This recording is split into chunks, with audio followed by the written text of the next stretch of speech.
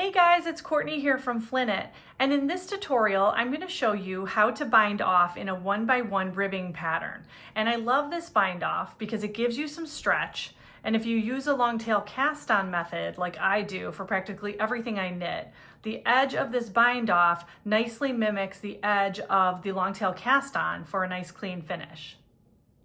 Okay, so I have a little sample here of some 1x1 ribbing and I'm ready to start my bind off. So to do that and stay in pattern, we have knit stitches on our needle followed by purl stitches, knit, purl, knit, purl. So to do the bind off, I'm going to start with a knit stitch, stay in pattern with my next stitch being a purl stitch, purl that stitch. And then I'm moving my yarn to the back and I'm going to pass the second stitch on my right needle over the first stitch, and that's the bind off, and let it drop off my needle.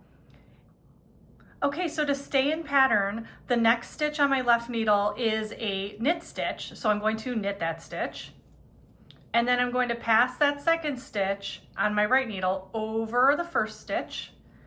And now I have a purl stitch coming up, so I'm going to purl that stitch and then pass that second stitch over the first stitch again. And now I have a knit stitch, knit it, pass that second stitch over the first, and now I have a purl, so I'm going to purl that stitch and pass the second stitch over the first. And we're going to continue on in this pattern until we've removed all the stitches off of our needles, and I'll meet you back here then. Okay, so I've bound off all of my stitches here, and as you can see, that bind off edge really mimics the look of the cast on edge. There's not a big difference appearance wise when you're looking at your fabric between the two, and that's why I love this.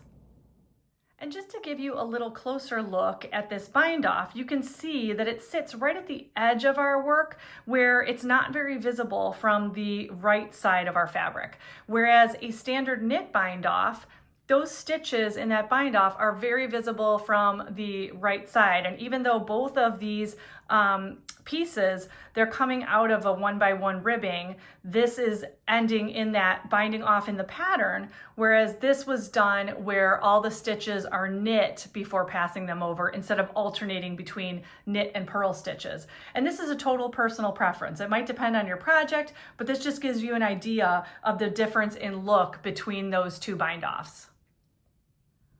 One last thing I wanted to mention is that if you want to avoid a tight bind off, having those stitches be too tight along that bind off edge, you can always size up the needles you use just for the bind off to help keep your stitches looser. In any case, I hope that you enjoyed this tutorial. I hope you found it helpful, and I can't wait to share more with you next time. Follow me on Instagram at Flint to see what I'm working on next.